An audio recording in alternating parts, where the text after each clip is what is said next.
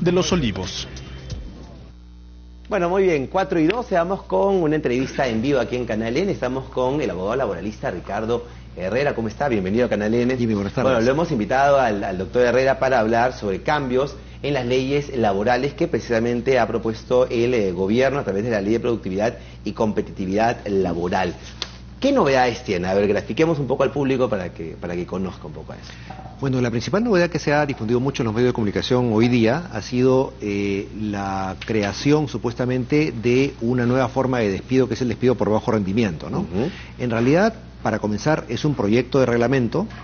Me parece muy positivo de parte del Ministerio de Trabajo que este proyecto se concrete, porque es un reglamento muy antiguo, del año 96, tiene ya 23 años, era hora de modificarlo, porque ha ocurrido mucho en el camino. Y además no es una creación, porque el despido por bajo rendimiento ya existe en la Ley de Fomento del Empleo desde el año 91, ¿no? Correcto. Normalmente cuando uno piensa en el despido, piensa en el despido arbitrario o en el despido causal por una falta grave, un despido disciplinario, ¿no?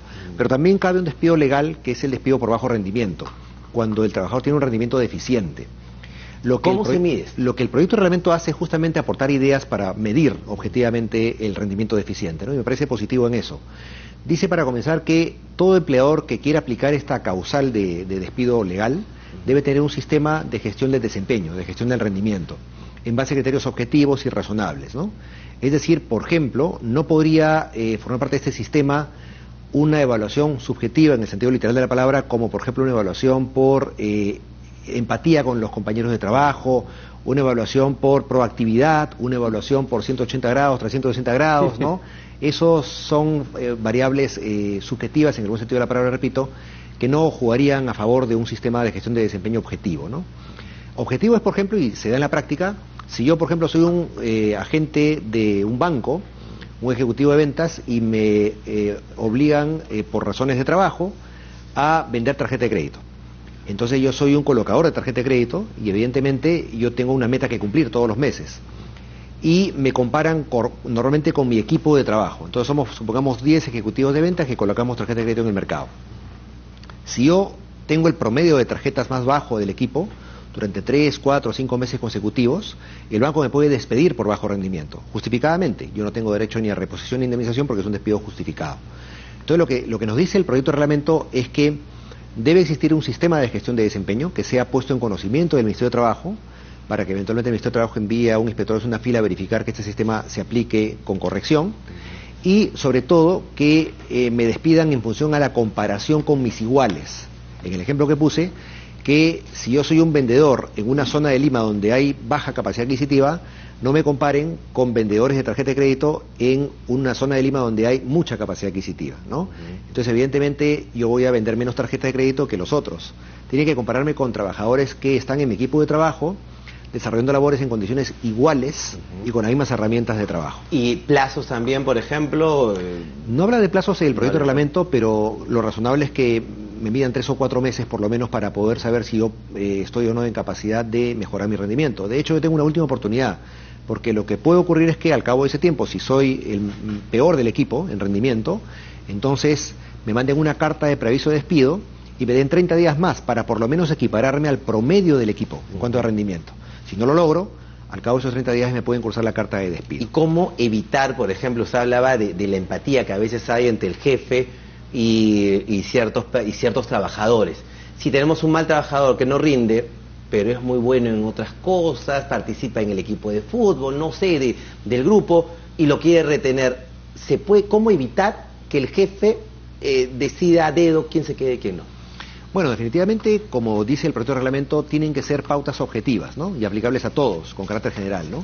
Por ejemplo, en una planta de producción, todos los obreros destajeros que fabrican determinadas unidades de producción también podrían ser medidos, pero todo bajo las mismas pautas y requisitos, ¿no? Para evitar subjetividades y para evitar que de repente un trabajador sea víctima de una política discriminatoria de un jefe cuando de repente merece quedarse en el centro de trabajo. Y en el caso de los otros despidos, porque estamos hablando del despido de rendimiento deficiente, ¿se mantienen los mismos, digamos, requisitos, la misma formalidad para realizar un despido?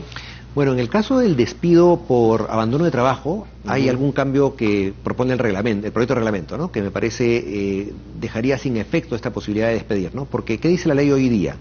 Dice, si yo falto 4 días consecutivos al trabajo, tengo 3 días más para justificar mis ausencias, ¿de acuerdo? Y si no justifico esas ausencias, pueden despedirme por abandono de trabajo, justificadamente, sin derecho a reposición ni indemnización. Pero ¿qué dice la propuesta de reglamento? Dice que si yo falto 4 días al trabajo consecutivamente y inclusive no cumplo con justificar esas faltas durante los 3 días siguientes, me cursan la carta de preaviso de despido, y durante el procedimiento de despido, yo tengo 6 días más para descargar y después viene la carta de despido, puedo yo justificar esas ausencias, con lo cual se desvirtúa esta posibilidad de despido justificado, porque si yo puedo justificar fuera de plazo mis ausencias, evidentemente ya el empleador no va a poder despedirme, ¿no? Yo creo que se estaría dejando sin efecto esta causa, ¿no? Y a nivel de estadística, ¿cómo van las cosas en el Ministerio de Trabajo? Digamos, ¿cuántas denuncias de malos empleadores, malas empresas se están dando? ¿Esto ha disminuido? Empresas que despiden arbitrariamente a sus empleados. ¿Tiene usted la estadística? Bueno, lo que yo veo es que en realidad ha disminuido el despido arbitrario, porque con la estabilidad laboral absoluta que tienen los trabajadores, o sea, los trabajadores que no son gerentes ni jefes, no son de dirección ni de confianza, pueden ante un despido arbitrario lograr su reposición ante SUNAFIL o ante el Poder Judicial.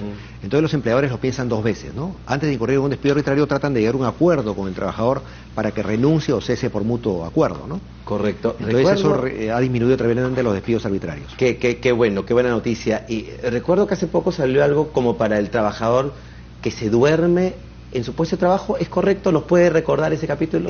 Fue una sentencia de la Corte Suprema que Ajá. dijo que en el caso de un trabajador que queda dormido en el puesto de trabajo durante la jornada laboral sin mayor justificación, puede ser despedido por incumplimiento de sus obligaciones de trabajo, ¿no? Evidentemente quebrantan la buena fe laboral. Si yo estoy trabajando en una fábrica de vidrio y tengo que cuidar que la producción en serie sea adecuada, me quedo dormido, puedo perder un montón de dinero a través de los daños que se ocasionen a la producción, ¿no? Claro, por ejemplo, y cuando un trabajador llega tarde, este tipo de sanciones siguen siendo administrativas o puede llegar a un despido. Si la impuntualidad reiterada se ha mantenido como falta grave y se ratifica en este proyecto de reglamento, pero siempre y cuando el empleador vaya sancionando periódicamente al trabajador. Primero con amonestaciones. Si la empresa no lo hace, es como si que el trabajador estuviera... No puede despedirlo a la primera, ¿no? Así es. Tiene que amonestarlo, después suspenderlo sin goce de haber y después pasar al despido. Tiene que haber una sanción progresivamente cada vez más grave para llegar al despido, ¿no? Correcto. Bueno, y estos cambios es una propuesta, me dice usted. Es una propuesta, se ha sometido a la ciudadanía para opinión, ¿no es cierto?, para gremios empresariales, sindicales. Me parece muy positivo esto de parte del Ministerio de Trabajo, porque creo que es hora, en efecto, de adecuar el reglamento, que ya tiene, como decía, 23 años, a los cambios normativos que han habido en el camino y también a los cambios jurisprudenciales, ¿no? Claro.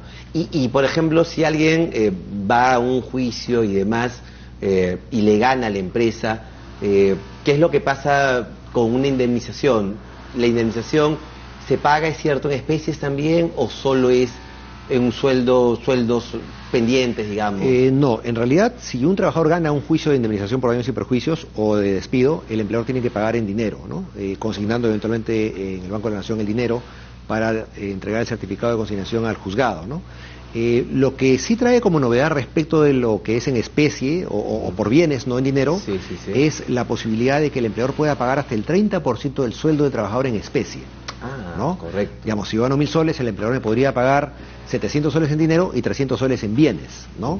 ¿Esto ha cambiado o es como está en este momento? Eso sería una novedad, una de las pocas novedades que trae el proyecto, ¿no? Eso no debe confundirse con los vales de alimentos, que desde la década pasada se vienen dando, ¿no? Yo recibo un vale, que es un ticket o una tarjeta de consumo, es lo que se da, ¿no? para ir a un supermercado, por ejemplo, a canjearlo por alimentos, ¿no? Crudos o preparados. No, esto es bienes, o sea, el empleador me puede pagar, si yo trabajo en un comercio, me puede pagar en ropa, me puede pagar en llantas, me puede pagar en radios, ¿no? ¿Pero en coordinación con el trabajador o la empresa decide, me da una llanta, me da un...? La empresa podría decidir unilateralmente hacerlo, ¿no? Pero claro, no es un a menos abuso... que el trabajador se oponga a ello en virtud de lo que acordó en su contrato de trabajo. Por eso la sugerencia es que el trabajador acuerde en su contrato de trabajo no solo el monto de remuneración, sino la forma de pago, para evitar sorpresas no deseadas. Claro, me hacen mandando una llanta cuando... Claro. Yo no soy vendedor de llantas, ¿no? Entonces, ¿para qué requiere una llanta, no? Claro. Que es distinto a lo que me puede dar el empleador si yo trabajo en una fábrica de llantas o en alimentos si trabajo en una fábrica de alimentos, como bienes producidos por el empleador, ¿no? Que se suelen dar en virtud de convenios colectivos pactados con los sindicatos. Claro, bueno, muy bien, ahí están algunos de los cambios entonces y propuestas. ¿Cuándo se podría ya estar reglamentando esto? ¿Cuándo cree usted? En 30 días deben recibirse las propuestas de la ciudadanía y yo creo que para diciembre deberíamos tener ya un nuevo reglamento de la Ley de Fomento del Empleo. Me parece muy positivo. Perdón, ¿me podría repetir por favor? En 30 días, o sea, todo noviembre debería estar el proyecto de reglamento en discusión pública, ¿no es cierto? Y yo creo que para diciembre deberíamos ya tener un nuevo reglamento, ¿no? Bueno, está esto dentro del marco del Plan de Competitividad Nacional. Muy bien, muchas gracias doctor Herrera por estos datos. Importante saber un poco más de esta información y siempre el tema de los despidos hay que medirlo, verlo y por supuesto lo importante es ser un buen trabajador. Ser un buen trabajador y si hay algún tipo de abuso, denunciarlo, ahí están los canales pertinentes. Doctor, muchas gracias, doctora Herrera, por estos datos. Vamos a ir con una noticia en estos momentos. El ministro de Economía de Bolivia, Luis Arce, advirtió que las protestas que se registran tras las elecciones